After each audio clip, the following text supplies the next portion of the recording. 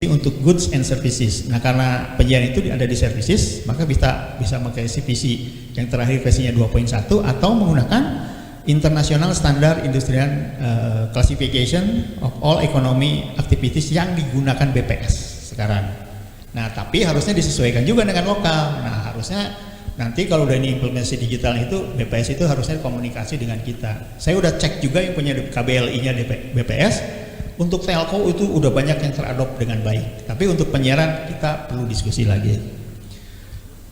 Nah, ini kalau sektor pemerintahan kita lihat bahwa penyiaran itu di audiovisual services, kalau itu diklik, nah itu akan bisa terlihat mengenai sektor and subsektornya. Nah, di dalam hal ini kita berada di dalam communication services di poin D, audiovisual services. Kalau yang C untuk telecommunication services dengan koresponden CPC-nya sebagaimana terlihat di sebelah kanan dengan kode-kode tersebut. Ini yang saya maksud. Jadi kalau ada services itu kita masuk ke ranahnya radio and television services dengan CPC 9613 dan radio television transmission services. MUX maksudnya ke sini, radio and television transmission services.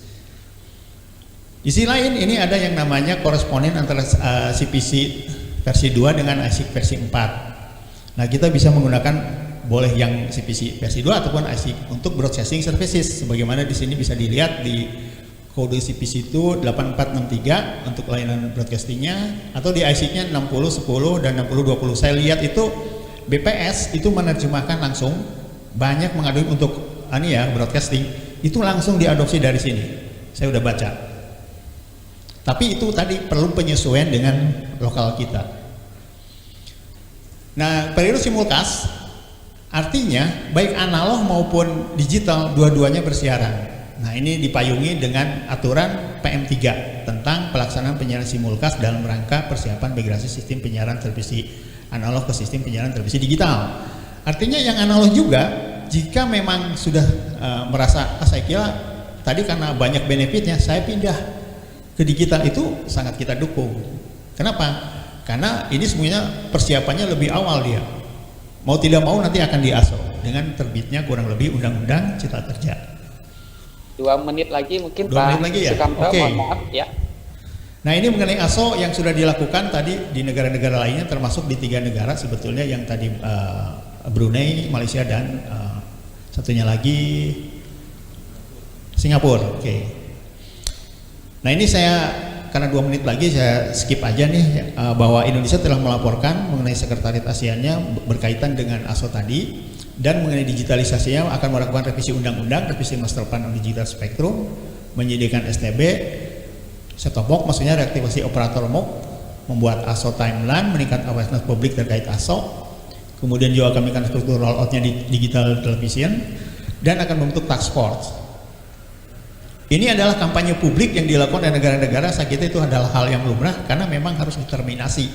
Ini yang ada dari Malaysia, yang dari Inggris, sebagai contoh juga dari IT-nya yang internasional, dan yang satunya lagi di South Africa, Go Digital.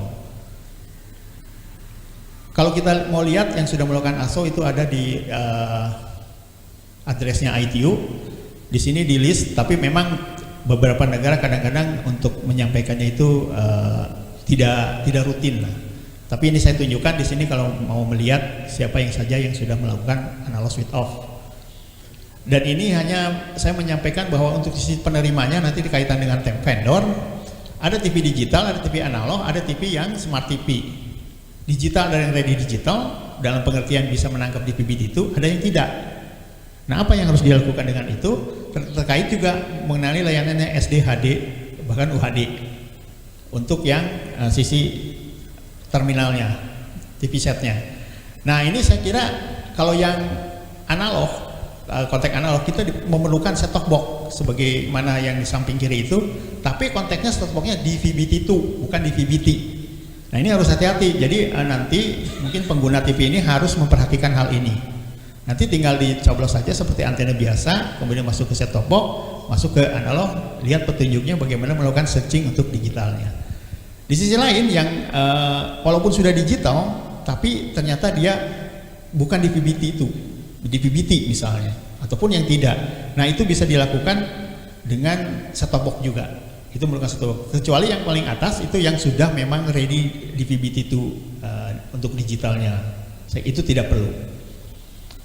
Baik, saya kira mungkin itu yang dapat kami sampaikan. Nanti mungkin ada informasi yang lebih jauh kita dapat lakukan dengan diskusi. Demikian saya ucapkan terima kasih atas perhatiannya. Wassalamualaikum warahmatullahi wabarakatuh.